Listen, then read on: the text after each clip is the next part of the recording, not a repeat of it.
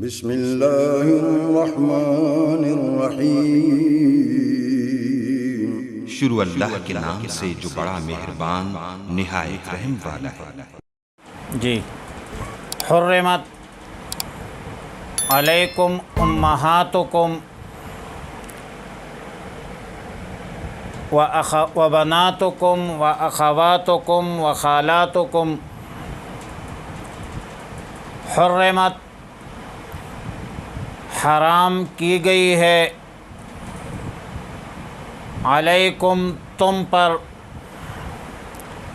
امہاتکم تمہارے مائیں، وبناتکم تمہاری بیٹیاں، واخواتکم تمہاری بہنیں، وعماتکم اور پھوپھیاں، وخالاتکم اور خالائے، وبنات الاخ بھائی کی بیٹیاں، وبنات الاخت اور بہن کی بیٹیاں، وامہاتکم اللاتی ارضعناکم اور جن ماؤں نے تمہیں دودھ پلایا ہے، وامہات نسائکم اور تمہاری عورتوں کی مائیں، وربائبکم اللاتی فی حجورکم من نسائکم اللاتی دخلتم بہن اور تمہارے ان بیویوں کی بیٹیاں جن کے ساتھ تم نے صحبت کی ہے، جو تمہارے پرورش میں ہے۔ فَإِن لَّمْ تَكُونُوا دَخَلْتُمْ بِهِنَّ فَلَا جُنَاحَ عَلَيْكُمْ اور اگر تم نے ان سے صحبت نہیں کی ہے تو پھر تم پر کوئی گناہ نہیں کہ ان لڑکیوں سے نکاح کرو۔ وَحَلَائِلُ أَبْنَائِكُمُ الَّذِينَ مِنْ أَصْلَابِكُمْ اور حرام ہے تم پر تمہارے بیٹیوں کی بیویاں، الذین من اصلابکم جو بیٹے تمہارے پشت سے ہے، حقیقی بیٹے ہیں، وَأَن تَجْمَعُوا بَيْنَ الْأُخْتَيْنِ اور یہ بھی حرام ہے کہ تم دو بہنوں کو اپنے نکاح میں جمع کرو، إِلَّا مَا قَدْ سَلَفَ مگر جو پہلے گزر چکا ہے۔ إِنَّ اللَّهَ كَانَ غَفُورًا رَحِيمًا بے شک اللہ رب العالمین بخشنے والا مہربان ذات ہے۔ مذکورہ آیت میں محرمات کا ذکر ہے۔ محرمات وہ مستورات، وہ عورتیں ہیں جن کے ساتھ شریعت مطہرہ میں نکاح حرام ہے۔ بعض محرمات مؤبدہ ہے، یہ وہ عورتیں ہیں جن کے ساتھ ہمیشہ کے لیے دائماً ابدا ہمیشہ کے لیے ان کے ساتھ نکاح حرام ہے اور کبھی بھی ان کے ساتھ نکاح نہیں ہو سکتی شریعت مطہرہ میں۔ اور بعض محرمات جو ہے وہ محرمات موقتہ ہے، وقتی طور پر وہ عورتیں جن سے کسی سبب کی بدولت نکاح جائز نہیں ہے، اگر وہ سبب ختم ہو جائے، وہ علت جو ہے معدوم ہو جائے، وہ فیکٹر جو ہے ختم ہو جائے تو پھر یہ نکاح ان کے ساتھ بھی جائز ہوگا، مثلا ایک عورت ہے، کسی کا منکوحہ ہے، تو جب تک یہ کسی کے نکاح میں ہے تب تک اس منکوحہ عورت کے ساتھ کسی بھی مرد کا نکاح شریعتی مطہرہ میں حرام ہے، ناجائز ہے۔ جب تک اس منکوحہ کو اس کے شوہر نے طلاق نہ دیا ہو یا اس منکوحہ کا خاوند فوت نہیں ہوا ہو تب تک اس کے ساتھ نکاح ناجائز ہے۔ یا ایک عورت ہے، کسی کا منکوحہ ہے، تو جب تک یہ کسی کا منکوحہ ہے تب تک اس منکوحہ کی بہن سے اس شخص کا نکاح حرام ہے، ناجائز ہے۔ دونوں بہنوں کو ایک نکاح میں جمع نہیں کر سکتے۔ اس کو کہتے ہیں محرمات موقتہ، یعنی وقتی طور پر نکاح حرام ہے اور حرمت کی وجہ ایک سبب ہے، جب تک وہ سبب موجود ہے مسبب موجود ہوگا۔ محرمات مؤبدہ کی 3 قسم ہے۔ ایک ہے محرمات نسبیہ، محرمات رضاعیہ اور محرمات بالمصاہرہ۔ محرمات نسبیہ مطلب یہ ہے کہ رشتہ کی وجہ سے حرام ہے، اور رضاعیہ محرمات کا مطلب یہ ہے کہ رضاعت کے اساس اور بنیاد پر حرام ہے، اور مصاہرہ تو سسرالی ہے، سسرالی کی رشتہ داری کی وجہ سے وہ حرام ہے۔ سب سے پہلے محرمات نسبیہ کا ذکر ہے۔ فرمایا حرمت علیکم امہاتکم، والدہ کے ساتھ نکاح حرام ہے۔ اور پھر اس کے عموم میں دادیاں، نانیاں، وہ بھی اس میں داخل ہے۔ دوسرے نمبر پہ وبناتکم، تمہارے صلبی لڑکیاں، بیٹیاں، اس سے نکاح حرام ہے۔ اور صلبی لڑکی جو اس کے عموم میں، بیٹی کی عموم میں لڑکی کی لڑکی اور لڑکے کے لڑکی بھی شامل ہے، نواسی اور جو پوتی ہے۔ مطلب آسان ہے کہ بیٹی ہے، پوتی ہے، پرپوتی ہے، نواسی ہے، پڑنواسی ہے، ان سب کے ساتھ نکاح حرام ہے۔ وَأَخَوَاتُكُمْ، حقیقی بہن حرام ہے نکاح ان کے ساتھ، لیکن ان میں اعیانی اس کو کہتے ہیں جو ماں شریک اور باپ شریک ہو، ماں باپ ایک ہو بس، اس کو کہتے ہیں اخت اعیانی۔ ایک ہے اخت اللاتی جو صرف باپ شریک ہے، ماں میں شریک نہیں ہے۔ اور تیسری ہے اخت اخیافی، صرف ماں شریک ہے۔ تو اخت اعیانی کے ساتھ بھی نکاح حرام ہے، اخت اللاتی کے ساتھ بھی نکاح حرام ہے، اور اخت اخیافی کے ساتھ بھی نکاح حرام ہے۔ ان تینوں قسم کے بہنوں سے نکاح ناجائز اور حرام ہے، محرمات مؤبدہ ہے۔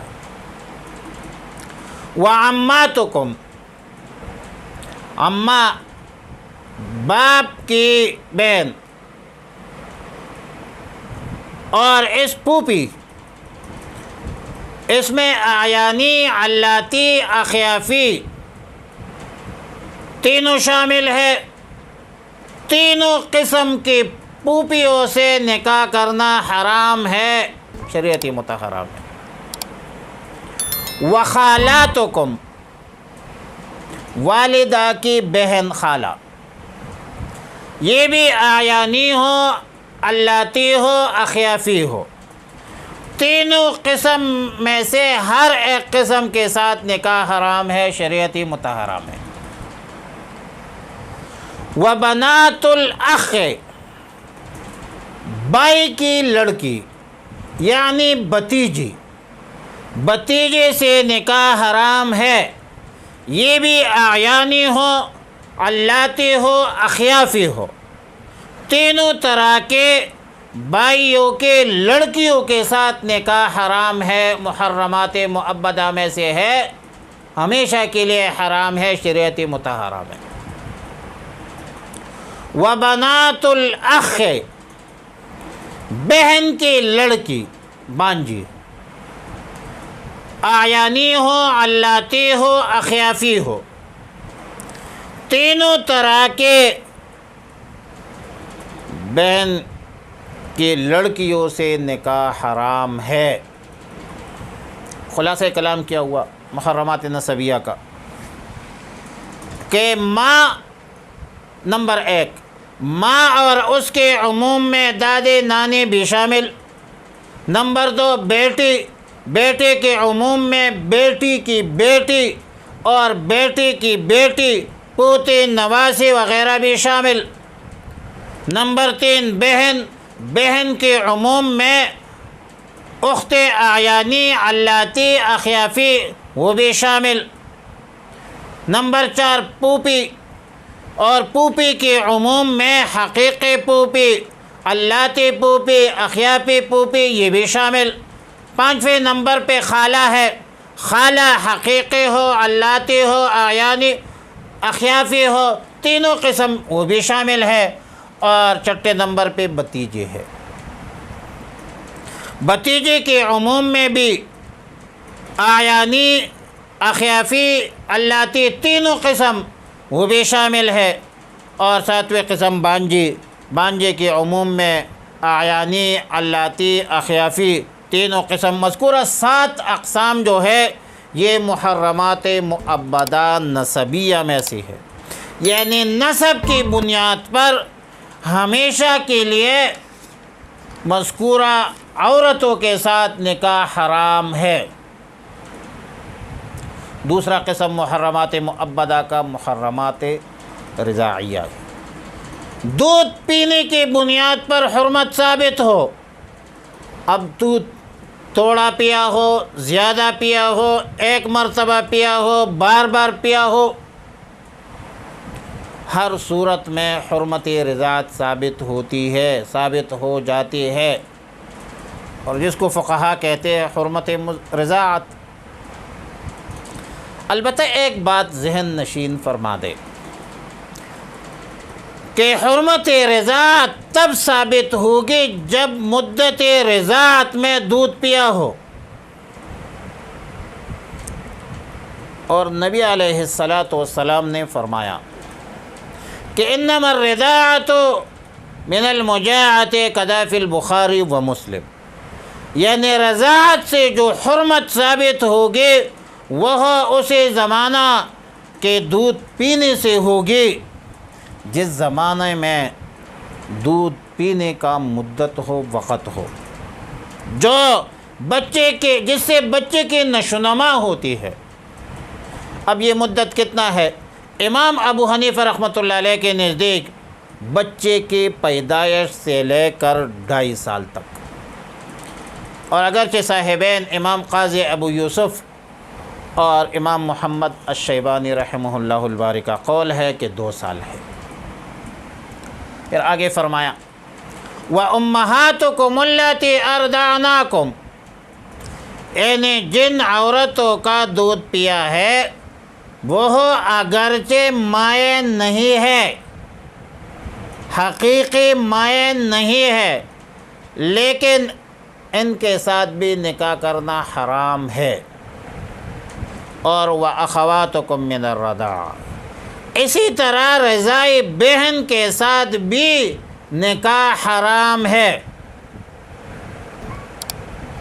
المختصر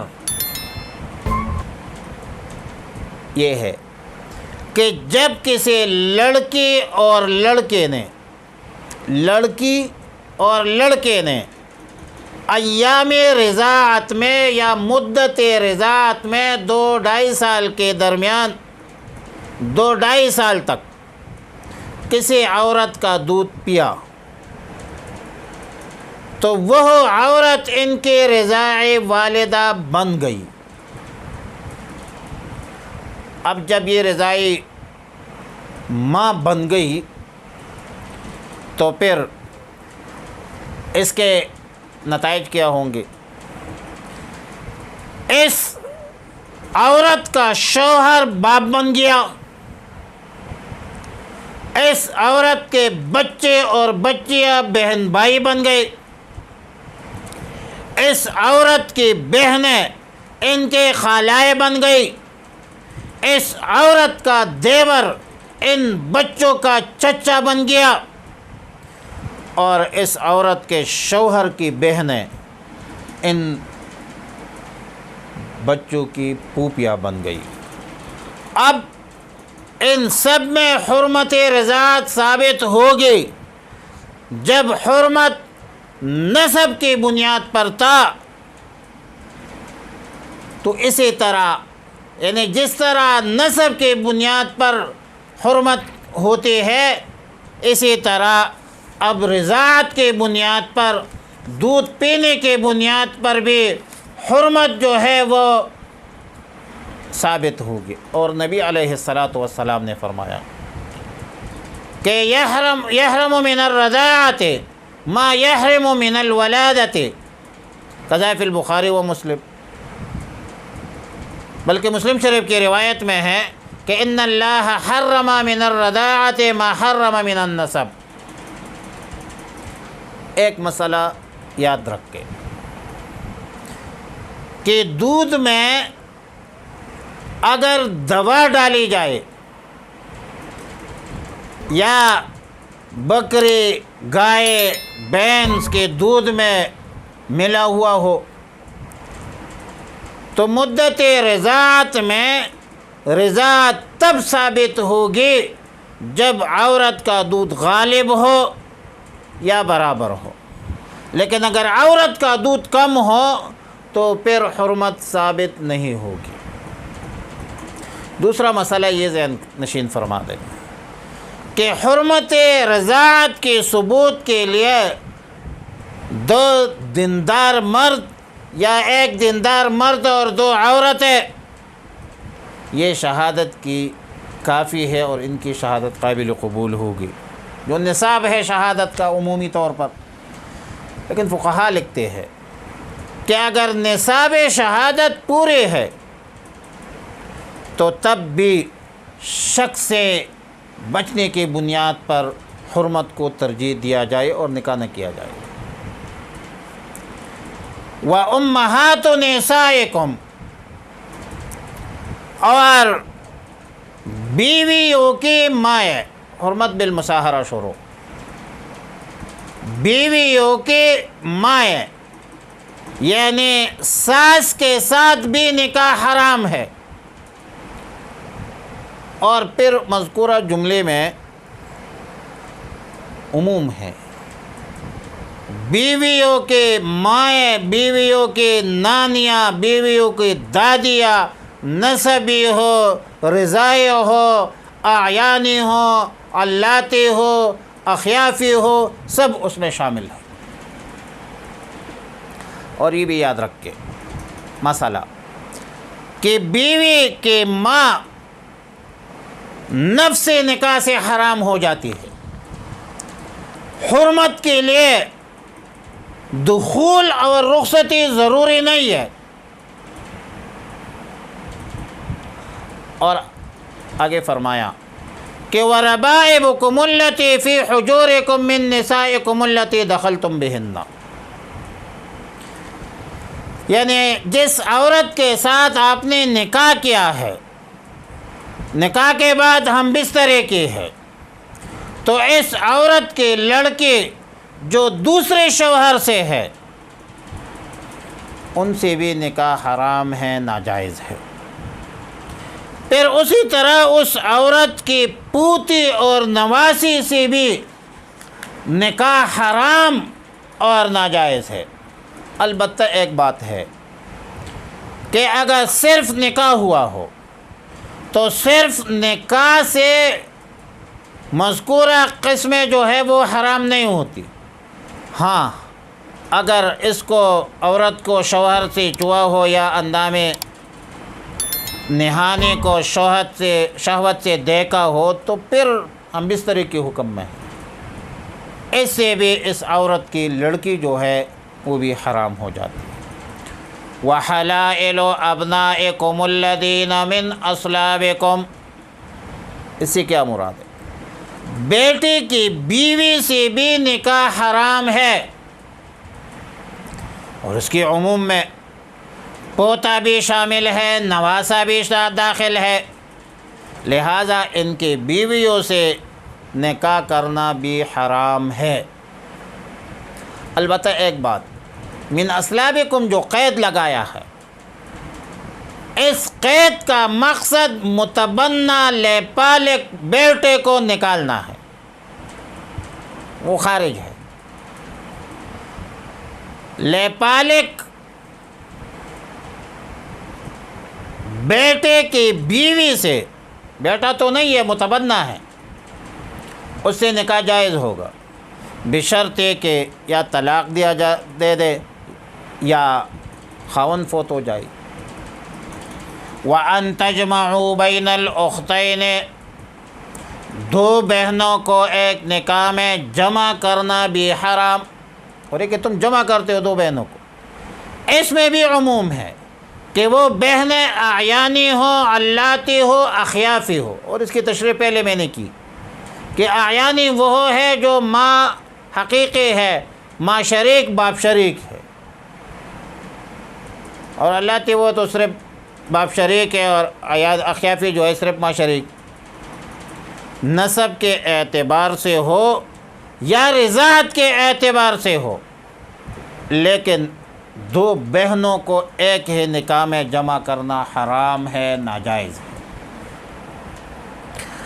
البتہ کسی ایک کی طلاق ہو جانے کے بعد دوسرے بہن سے نکاح پھر درست ہوگا، جائز ہوگا، لیکن جواز عدت گزارنے کے بعد ہوگا. عدت کے دوران نکاح نہیں ہو سکتی، ناجائز ہے.